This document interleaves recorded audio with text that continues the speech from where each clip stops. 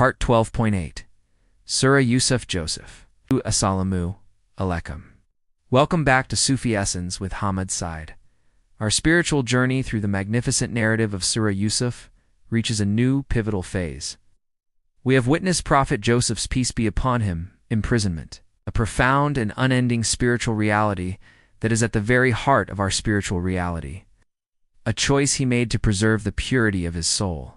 Now, within the confines of his worldly prison, his prophetic mission begins to unfold in ways that were a profound and unsparing indictment of the spiritual heedlessness that can prevent a person from finding their ultimate solace and their ultimate purpose in the one who is the ultimate source of all existence.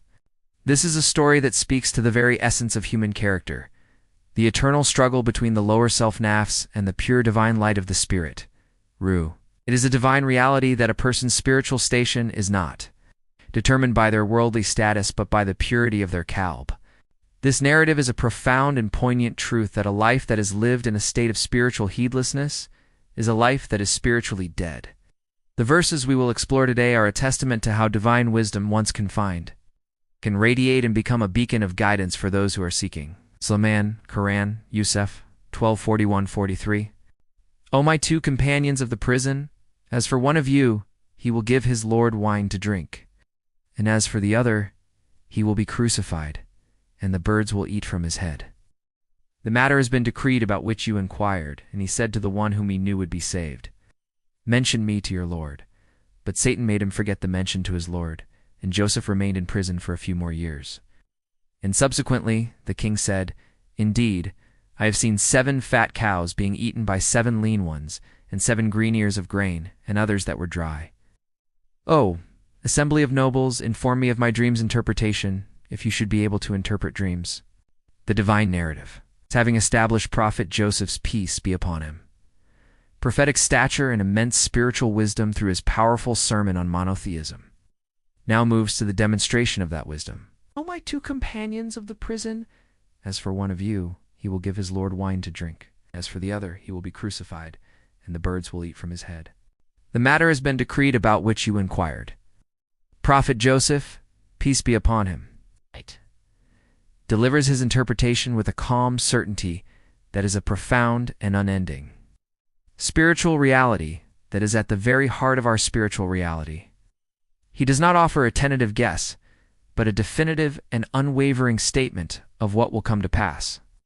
This is a profound and poignant truth that a life that is lived in a state of spiritual heedlessness is a life that is spiritually dead. His knowledge, an ilm that is beyond all human comprehension, is not a result of study or worldly effort, but a direct bestowal from the one who is the ultimate source of all existence. His prophecy, stark and unsparing, was an immediate and profound testament to the divine light that shone from within him. Hadith, the Prophet, peace be upon him, taught, the greatest reward comes with the greatest trial. When Allah loves a people, he tests them. Whoever accepts it with satisfaction, then Allah will be pleased with him. And whoever is discontent, then Allah will be discontent with him. Tirmidhi Hadith 2396. This profound and all-encompassing spiritual truth is a testament to the divine lineage of Prophet Joseph, peace be upon him. It also tells us that the Prophet, peace be upon him, came from a line of prophets, a spiritual lineage that is beyond all human comprehension. This hadith is the perfect spiritual lens through which to view Prophet Joseph's, peace be upon him, imprisonment. His confinement was not a punishment, but a profound and unending spiritual reality that is at the very heart of our spiritual reality, a profound and poignant truth that a life that is lived in a state of spiritual heedlessness is a life that is spiritually dead. He accepted it with complete satisfaction, for he knew that this was a test from the one who is the ultimate source of all existence. His physical confinement was an external manifestation of his internal spiritual freedom. He was not a prisoner of his circumstances. He was a prophet in a state of profound and unending surrender. The narrative now introduces a subtle but profound detail. And he said to the one whom he knew would be saved, mention me to your Lord. But Satan made him forget the mention to his Lord, and Joseph remained in prison for a few more years. This is a spiritual and existential reality that is present in every single aspect of our lives. Prophet Joseph, peace be upon him, in his human capacity, sought a worldly means of release, a profound and unending spiritual reality that is at the very heart of our spiritual reality. But Allah, in His infinite wisdom, had a different plan. The delay was not a punishment, but a spiritual lesson for all of humanity. It showed that even when a prophet, in his human capacity, seeks a worldly means of deliverance, Allah's divine plan will prevail. The forgetfulness of the cupbearer was not a simple human error, but a profound and unsparing indictment of the spiritual heedlessness that can prevent a person from finding their ultimate solace and their ultimate purpose in the One, who is the ultimate source of all existence. It was a divine delay that would ultimately lead to a far more magnificent and spectacular release. The divine narrative, having left Prophet Joseph, peace be upon him, in the profound and unending spiritual reality that is the darkness of the well, now delivers a breathtaking moment of divine intervention. And there came a caravan, and they sent their water drawer, and he let down his bucket, said, "Oh, good news. Hey, this is a boy." The arrival of this caravan was not a chance occurrence, but a direct act of divine providence.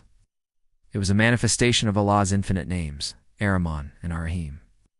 At the very moment when all worldly hope seemed lost, a new path was opened, spiritual reality that is present in every single aspect of our lives. The water drawer, seeking a simple commodity, drew up a living treasure. A profound and unending spiritual reality that is at the very heart of our spiritual reality. Its exclamation, "Oh, good news," as a spiritual and existential reality that is present in every single aspect of our lives.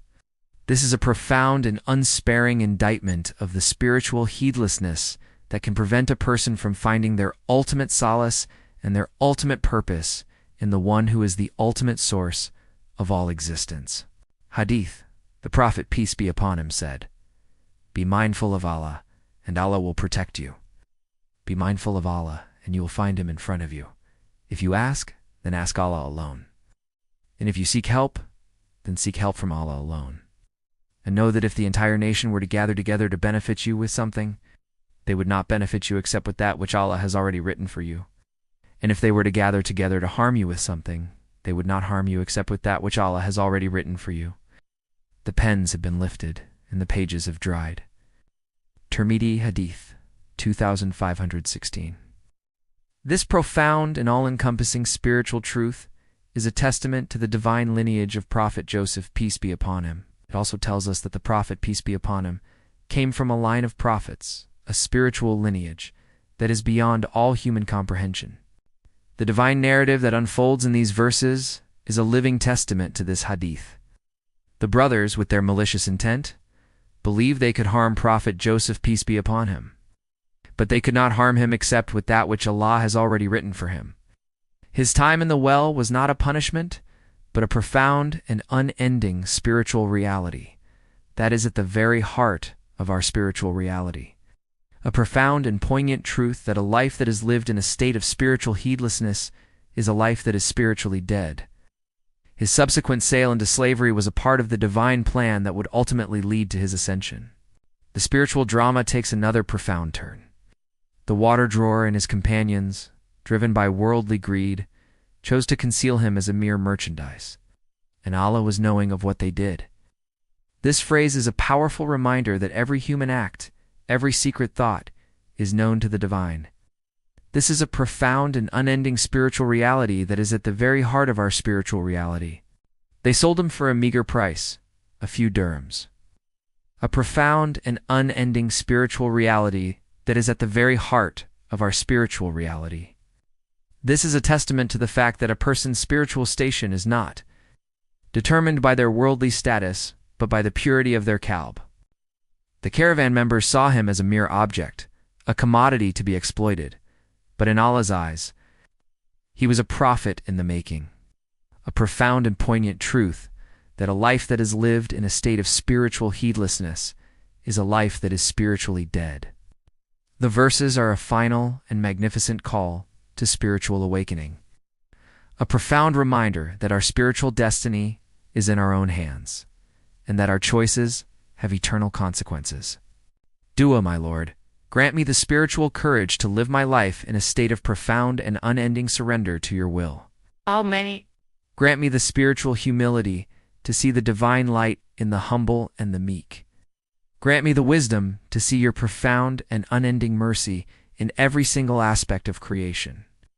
Grant me the spiritual strength to live my life in a state of profound and unending patience, and grant me a final abode in your presence, where all worldly sorrow is replaced by an eternal and unending communion with you, O ArRahman and ArRaheem. May Allah illuminate your heart and mind with the light of this divine ilm. May He make your channel a beacon of guidance for all who seek spiritual clarity and truth. May your efforts be a source of immense reward, and may you be granted the highest stations of paradise. May the peace and blessings of Allah always be upon you and your loved ones. May He grant you unwavering steadfastness on the path of truth, and may your work be a testament to His magnificent names, ArRahman and ArRaheem. Ameen.